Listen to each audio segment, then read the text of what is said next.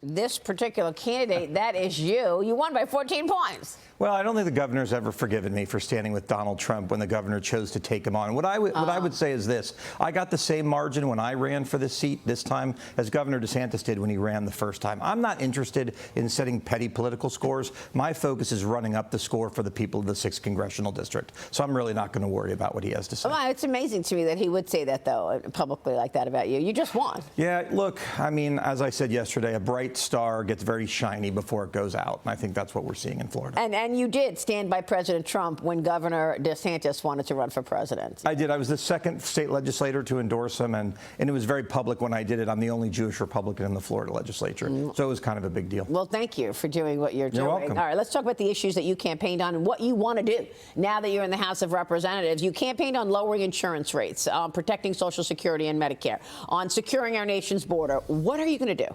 Well, I'm going to do all of those. And number one, on protecting Social Security, the Democrats are saying that we want to get rid of it, but my 76-year-old blind father told me I wasn't too old for him to pull the belt out of his closet if I was going to mess with the Social Security. We're not only going to protect it, we're going to make sure that people don't have to pay taxes on it. But there are other things we have to do as well. We've got to get our fiscal house in order. The greatest existential threat to the United States is not Russia, it's not China, it's not Iran. It's our inability to spend within our means. I have 2 sons, and I am unwilling to do this job and leave them a country that will be on the verge of collapse. So that's my number one priority. I spoke to Ron Johnson about it on Sunday, and he says, why can't we get back to pre-COVID spending? What's the problem? Well, because it's easy to spend and it's hard to take away. We've seen it in Florida. And so I think what we have to do is what Elon Musk is doing. Look for the silly things. And then we have to tell people, look, we can't spend as a country more than we take in. It's sort of like having a credit card. You can run up a balance and run up a balance and run up a balance, but then one day the credit card company is going to go no more, and the whole house of cards comes crashing down.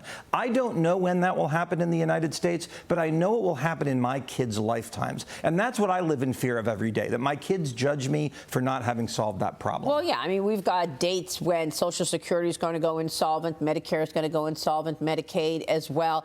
But, you know, like you said, every time we're talking about this, the Republicans have a choice. Either say no to the spending or move forward and do another continuing resolution. And that's what we keep doing.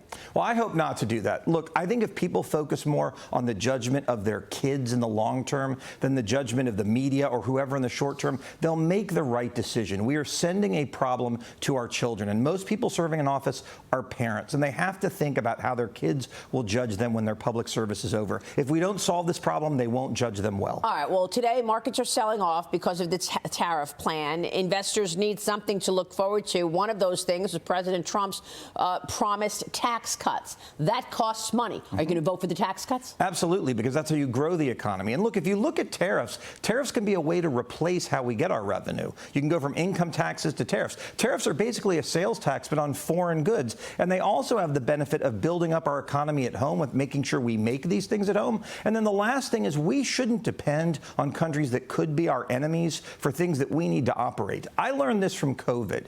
We couldn't take on China because we needed them for medicine and PPE. That's right. We have to rely on countries that we can trust. You know, action figures or little tchotchkes that you see at the store, who cares where those things get made? But steel and microchips and cars, we as a country have to know that we will be able to produce and buy those things. And that's part of what President Trump's strategy is there as well. And therein lies the issue. You want to make sure that we've got low taxes. You want to make sure that the president keeps all of these promises. But you also want a balanced budget.